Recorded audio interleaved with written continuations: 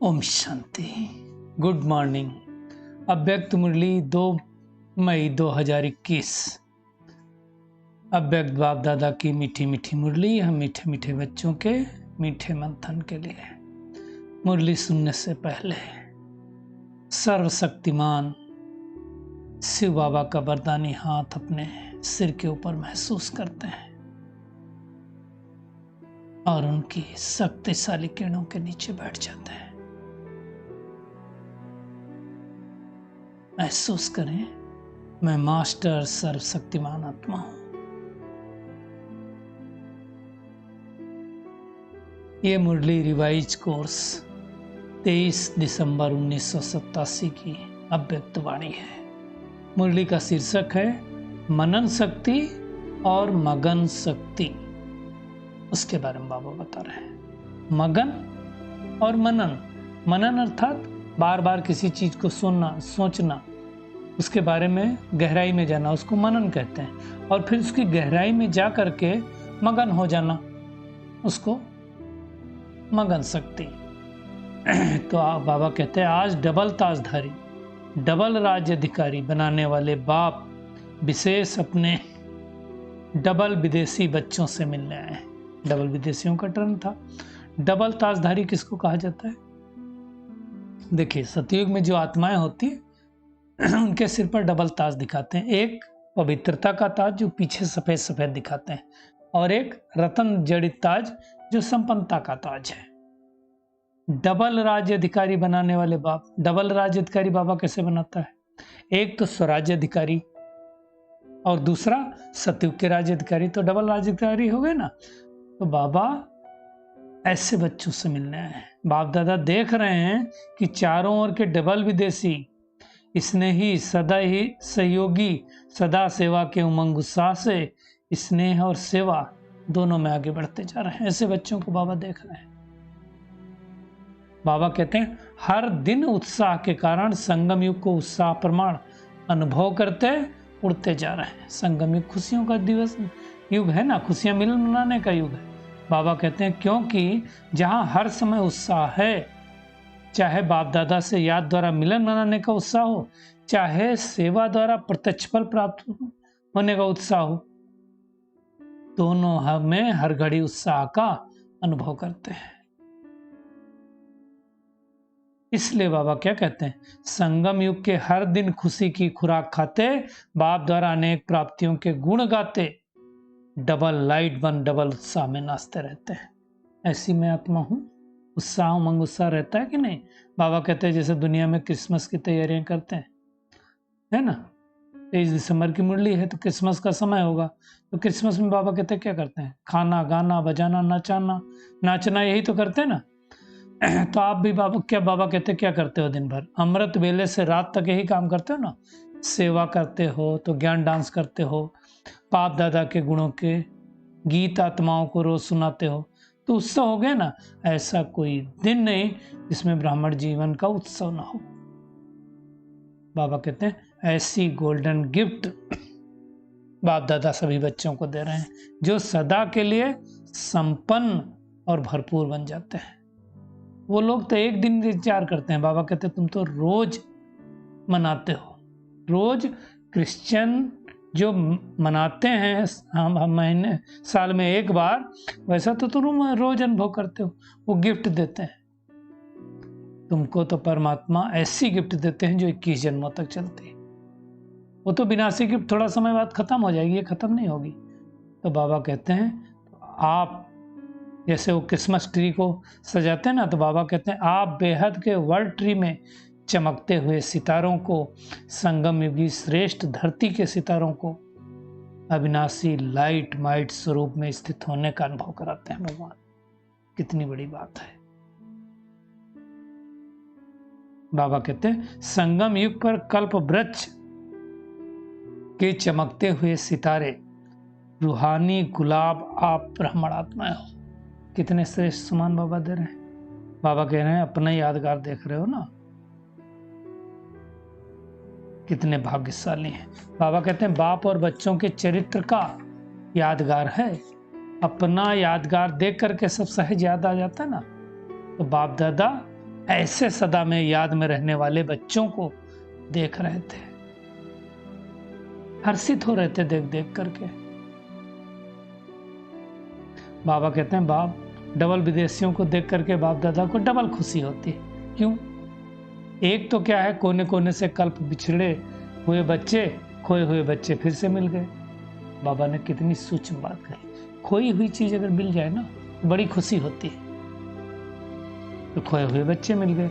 और दूसरा बाबा कहते हैं जो पर्दे के भीतर थे, अनेक धर्म, भिन्न भिन्न रीत रस्म रिवाज होने के बाद भी उन्होंने परमात्मा को पहचान लिया। और न केवल पहचाना, उनकी बताई गई रीत पर चलने लगे। तो फिर डबल विशेषताएं हो गई ना। आज बाप दादा वतन में ऐसे 3 प्रकार के बच्चों को देख रहे थे। पहला प्रकार के बच्चों कौन से देखा? वर्णन करने वाले, दूसरा मनन करने वाले, और तीसरे अनुभव में मगन रहने वाले। अब देखो पहले प्रकार के बच्चे वर्णन करने वाले, अर्थात बहुत सारे बच्चों को देखा बाबा ने। मनन करने वाले थोड़ी संख्या में देखे, और अनुभव में मगन रहने वाले उससे भी कम। तो सबसे ज्यादा संख्या में कौन है? वर्णन करने वाले, दूसरी संख्या में मनन करने वाले, और तीसरी संख्या में मगन रहने वाले मनन करके। बाबा कहते हैं वर्णन करना तो सबसे सहज काम है। क्यों? 63 जन्मों के संस्कार हैं, हम वर्णन ही तो करते हैं। एक सुनना, दूसरा जो सुना वो वर्णन करना, ये तो सबसे सहज है ना। भक्ति मार्ग में क्या किया? सुना और कीर्तन गाया, प्रार्थना द्वारा वर्णन किया। फिर क्या हुआ? साथ साथ देह अभिमान में आ गए। तो वर्णन करते करते भाई मुझे इतना आता है, मैं इतने वेदों शास्त्रों का ज्ञाता हूं, तो वर्णन करते हैं, ये संस्कार पक्के हो गए। बाबा कहते हैं जहां व्यर्थ बोल होता है वहां विस्तार स्वतः होता है। स्वचिंतन वाला अंतर्मुखी बनाता है। जो स्वचिंतन में रहेगा वो अंतर्मुखी रहेगा। पर चिंतन वर्णन के विस्तार में चला जाएगा। तो बाबा कहते हैं वर्णन करने के संस्कार अनेक जन्मों के हैं।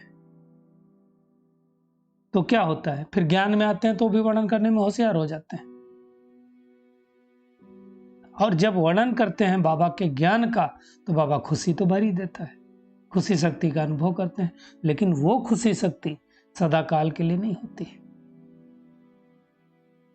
प्रत्यक्ष फल मिल जाता है, लेकिन सदा शक्तिशाली स्वरूप, सदा खुशी स्वरूप नहीं बन पाते हैं। बाबा कहते हैं फिर भी ज्ञान है ना, तो यथाशक्ति प्राप्ति स्वरूप बन जाते हैं। लेकिन दूसरे बच्चे जो मनन करने वाले हैं, सदा जो सुनते हैं और उनको मनन कर स्वयं भी हर ज्ञान की पॉइंट का स्वरूप बनते हैं। मनन शक्ति वाले गुण स्वरूप, शक्ति स्वरूप, ज्ञान स्वरूप, याद स्वरूप तो तय बन जाते हैं, है ना। गाय अगर उगाली नहीं करेगी तो हजम नहीं होगा खाना। ऐसे जो मनन करते हैं ना, तो वो स्वरूप बन जाते हैं। क्योंकि मनन करना अर्थात बुद्धि द्वारा ज्ञान के भोजन को हजम करना है। बाबा कहते हैं अगर स्थूल भोजन ना हजम हो तो शक्ति नहीं बनती। ऐसे ज्ञान रूपी भोजन सिर्फ मुख से सुनाया, मुख का स्वाद मिला, लेकिन वो बुद्धि तक नहीं गया। अगर मनन शक्ति द्वारा धारण करेंगे तो बुद्धि शक्तिशाली बनेगी।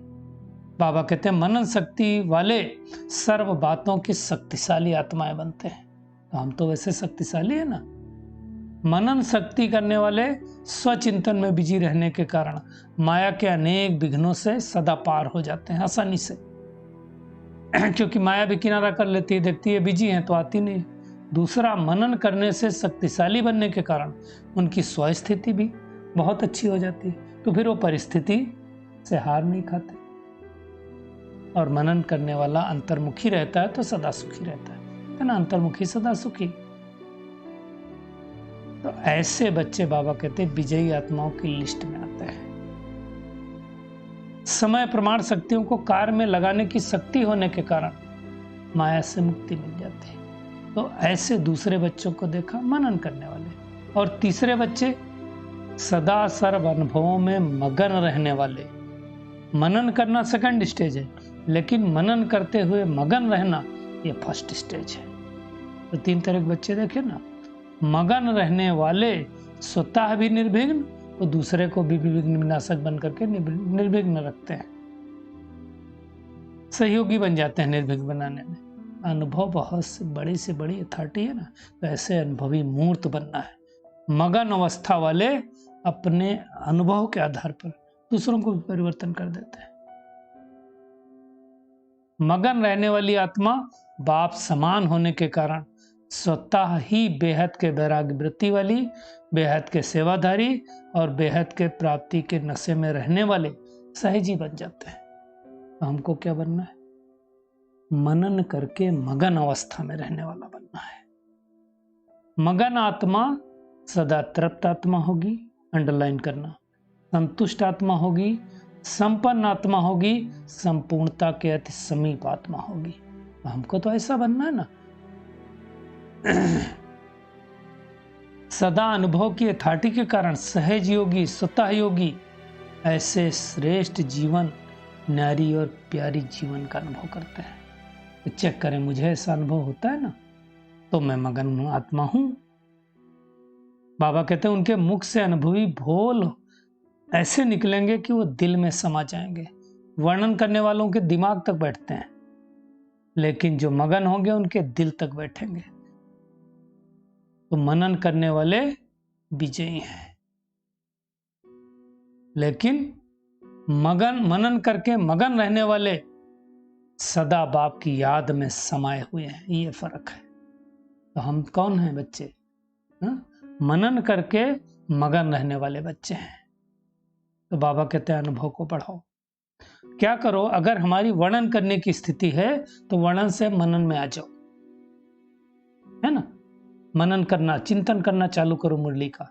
और अगर मनन में पहुंच गए हैं तो उसको अनुभव करना चालू करो, स्वरूप बनना चालू करो। बाबा कहते सुनना सुनाना तो बहुत सहज है, लेकिन मनन शक्ति वाले, मगन रहने वाले, सदा पूज्य वर्णन करने वाले,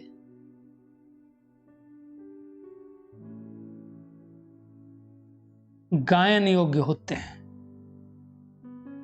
लेकिन बाबा कहते हैं अपने को गायन पूजन दोनों योग्य बनाओ। गायन पूजन कौन बनेंगे? जो मनन करके मगन रहेंगे।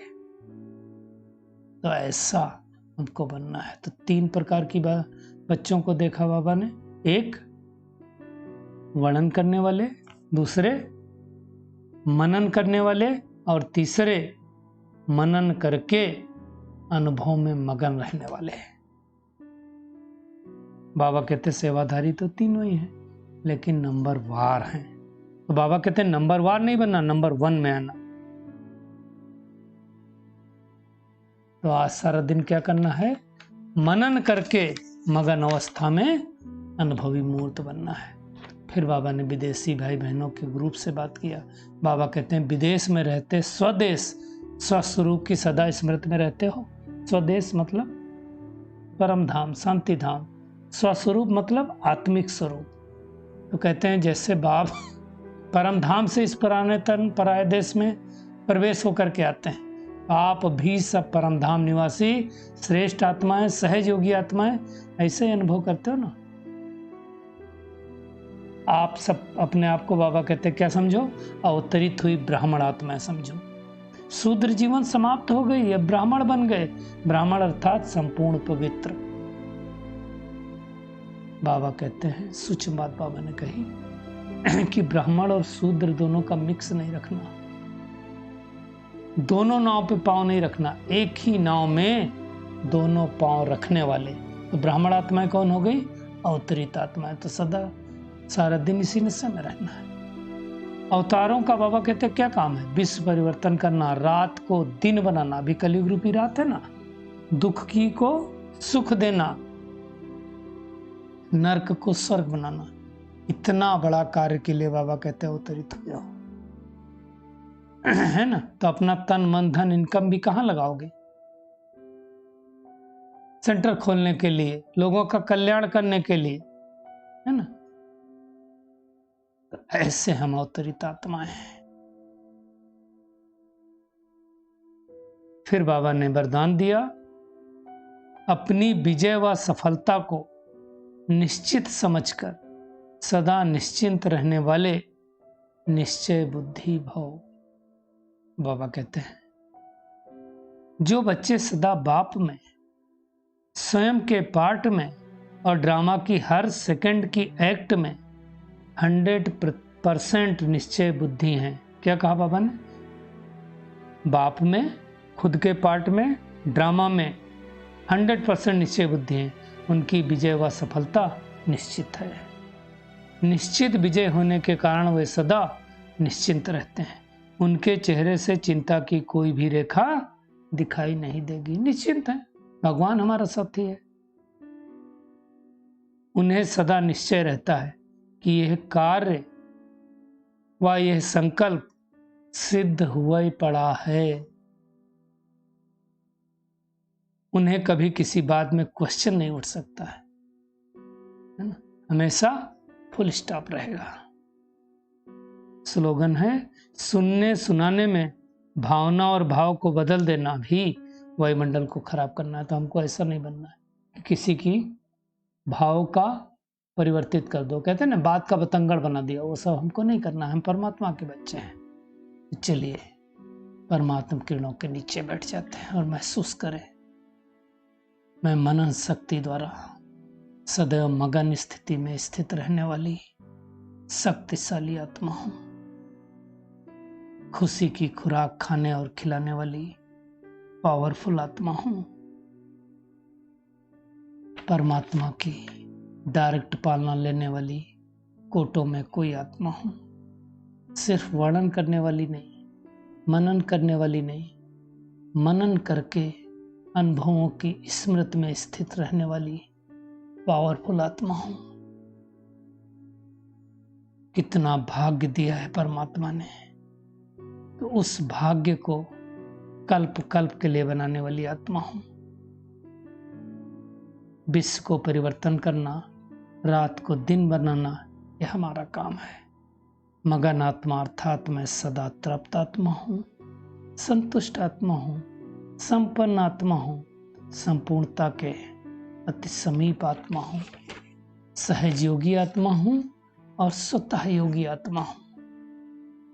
तो इन्हीं समानों में स्थित रहना है मुझे। मैं अवतरित हुई हूं विश्व परिवर्तन के लिए। मेरी सफलता निश्चित है। मेरा बाप में, खुद के पार्ट में और ड्रामा में संपूर्ण निश्चय है। 100% निश्चय बुद्धि में आत्मा हूं। वायुमंडल को शुद्ध करने वाली कोटों में कोई आत्मा। शुक्रिया मीठे प्यारे बाप दादा, शुक्रिया आप सभी का इस मीठे मंथन के लिए। ओम शांति।